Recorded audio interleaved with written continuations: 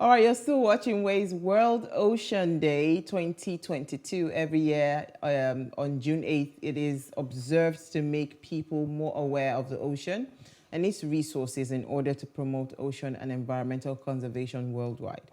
The goal of the day, according to the United Nations, is to raise awareness about the impact of human activities on the oceans and to form a united front for ocean life. The theme for World Ocean Day 2022 is Revitalization, Collective Action for the Ocean. All righty.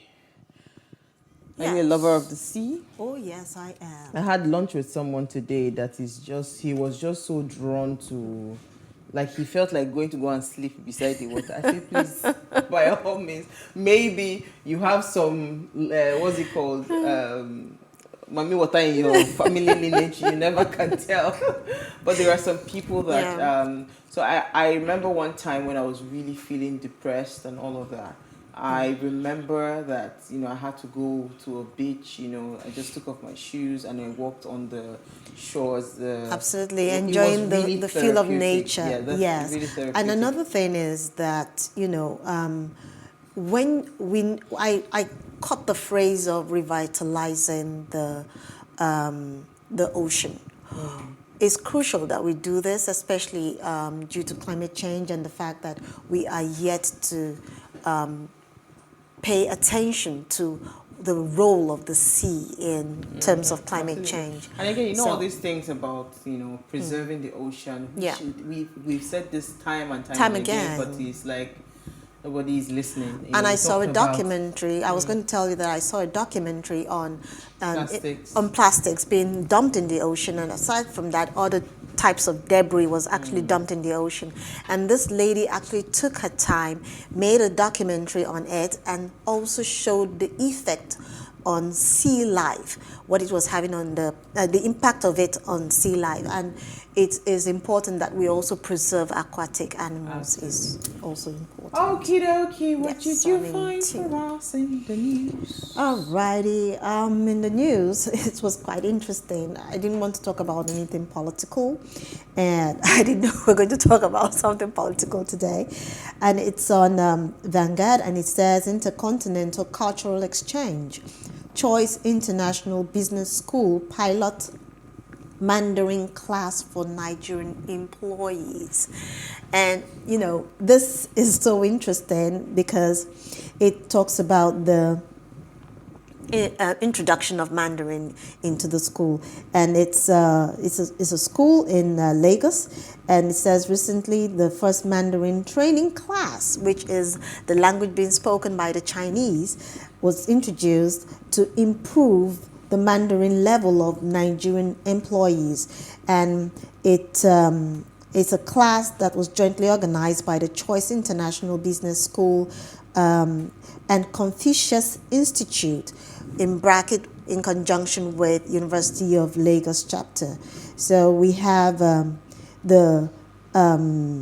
I need to get the name. During the training, a total of about 16 employees were the ones that actually completed the course and passed the course with excellent results. And the chief director of the institute is Chief Diana Chen. So she's actually a Chinese as well. So I think it's a beautiful thing. Why I took this story is the fact that, we've been talking about creating awareness in terms of languages, getting interest in Spanish, having interest in French, diversifying our language skills. So learning Mandarin is another, thing that will actually catch the attention of individuals who would like to upscale or get to know or have some sort of interpreting skills. So the school is also on ground for us to actually learn Mandarin. I don't want to go into the fact that, we are already owing China a lot of money. So maybe this is just a sneak peek into what we are going to see in the future. Okay, so this is actually in line with what we're discussing. Because I don't know where you're getting Mandarin, but the truth is, Mandarin is, if if you want to become a global citizen.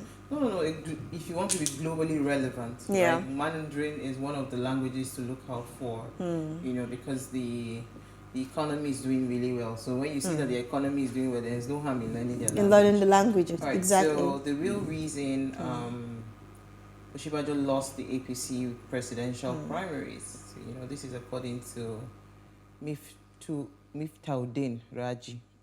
You know, there were lots of speculations, and people had predicted that the vice president was going to sustain some bruises, obviously challenging, you know, his leader and benefactor, you know, who is arguably one of Nigeria's political enigma, you know, and leading presidential aspirant, right? So there were speculations, but of course,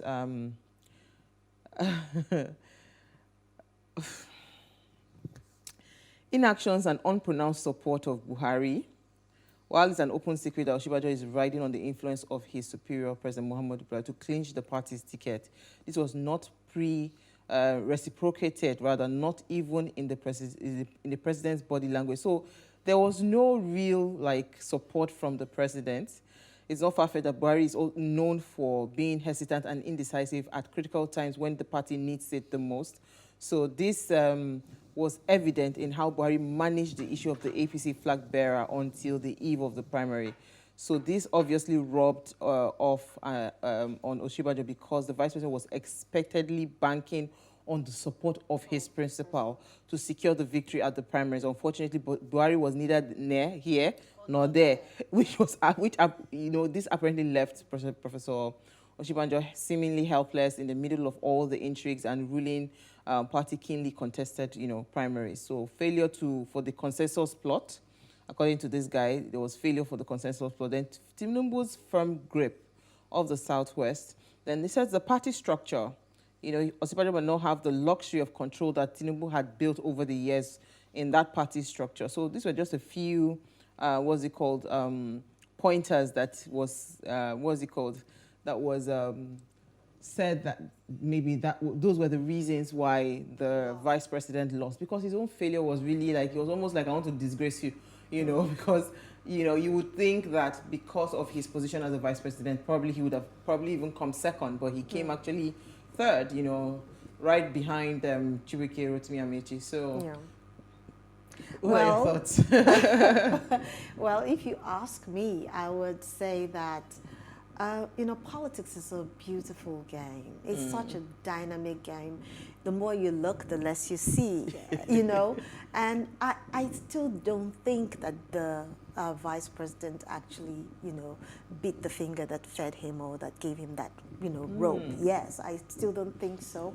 Because at the end of his speech, the president did, the candidate, the presidential aspirant. Flag bearer now, please. Yes, okay, flag bearer. The presidential flag bearer. Yes, currently did actually give the vice president some sort of recognition for standing behind him and being loyal to him. To him as so, his yes, principal. So you see this subject of loyalty. You know what? Let's take a break. Relative. Because it's you see totally this loyalty, relative.